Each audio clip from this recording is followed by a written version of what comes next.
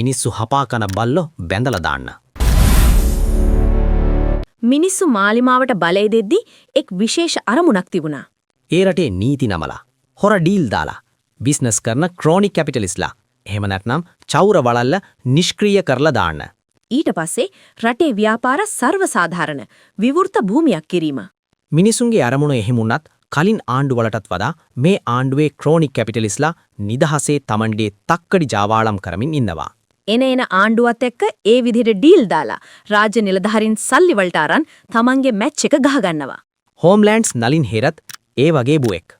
හෝම්ලෑන්ඩ්ස් business පටන් ගත්තේ ඉඩම් කට්ටි කරලා විකුණීමෙන්.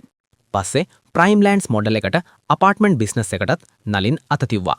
හෝම්ලෑන්ඩ්ස් අලුත්ම අපාර්ට්මන්ට් ව්‍යාපෘතිය කරන නියමිතව තියෙන්නේ තුම්මුල්ලේ. කොළඹ ගමනේ තීරණාත්මකම තැනක. කොහොමත් අපාර්ට්මන්ට් මිල තීරණය වෙන්නේ ලොකේෂන් එක අනුවනේ. මේ ව්‍යාපෘතිය හෝම්ලෑන්ඩ්ස් පෙන්ටාරා.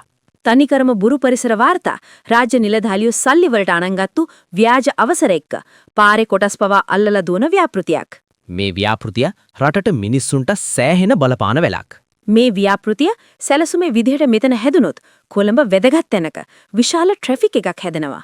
තුම්මුල්ල කොළඹ වැදගත්ම මර්මස්ථානයක්. එතන ට්‍රැෆික් හැදෙනවා කියන්නේ දවසට මිනිස් පෙය දහස් ගාණක් ඉවර වෙන වැඩක්. මේ ව්‍යාපෘතියට මූලිකව අවසර ලබා දීලා තියෙන්නේ නාගරික සංවර්ධන අධිකාරිය UDA.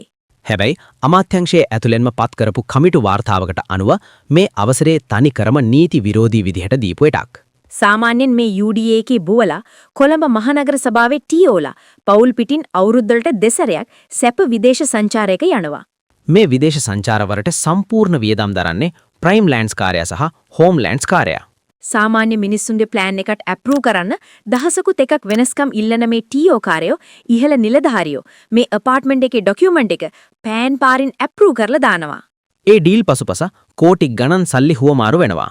මෙම ව්‍යාපෘතියට ඉදිරිපත් කරලා තියෙන රථවාහන බලපෑම් තක්සීර වාර්තාව TIA අනුව මේ ව්‍යාපෘතිය නිසා ලෝරිස් පාරේ රථවාහන තදබදය 116.5කින් ඉහළ යනවා. ක්ලේසන් ප්ලේස් පාරේ ට්‍රැෆික් එක 1748.5කින් ඉහළ යනවා. ඔව්, ඒ නම්බරය හරි. මෙච්චර විශාල ට්‍රැෆික් එකක් ඇතිවෙන ව්‍යාපෘතියකට පවා UDA එක සැලකිය යුතු බලපෑමක් සිදුවන්නේ නැහැ කියලා නිගමනය කරලා. මරු නේද? මෙතන UDA එක තවත් තක්කඩි වැඩක් කරලා තියෙනවා. ඔවුන් හතවහන තදබදේ ගණනය කරද්දී මේ ව්‍යාපෘතියෙන් වැඩිම බලපෑමක් එල්ලවන තුම්මුල්ල හන්දිය අත්හැරලා ලෝරිස් පාර පමණක් ගණනය කරලා. හොඳම වෙඩේ ඒක නෙවී. මේ ව්‍යාපෘතියේ TIA වාර්තාවට පුද්ගලික උපදේශකයා විදිහට අත්සන් කරලා තියෙන්නේ කොළඹ මහනගර සභාවේ නගර සැලසුම් අධීක්ෂණවරයා අනුජ මෙන්ඩිස්. රජයේ නිලධාරියෙක් විදිහට වැඩ කරන ගමන් ඒ රජයේ ආයතනයෙන් අවසර අවශ්‍ය පුද්ගලික ව්‍යාපාරවලත් ඔවුන් වැඩ කරනවා. මේ රටේ රාජ්‍ය සේවකයන්ට අවම සදාචාරයක්වත් නැද්ද? මේ මිනිසුන්ගේ වත්කම් බැරකම් විගණනය වෙන්න උවමනා නැද්ද? මේ නිලධාරියෝ මෙච්චර කල් Tamanගේ හොරකම් ඩීල් දේශපාලකයෝ පිට දාලා ෂේප් වුණා. හැබැයි මේ දූෂණ වංචා තක්කඩිකම් වල දේශපාලකයෝ වගේම මේ නිලධාරියොත් ප්‍රතිලාභ ලැබුවා. හොරකම් වලට සම්බන්ධ වුණා. කරුණාකර දේශපාලකයෝ වගේම මේ නිලධාරී පන්තියත් මිනිස්සු ඉදිරියේ වගකීමෙන් බැඳලා දාන්න. එනම් ආයිබෝවන්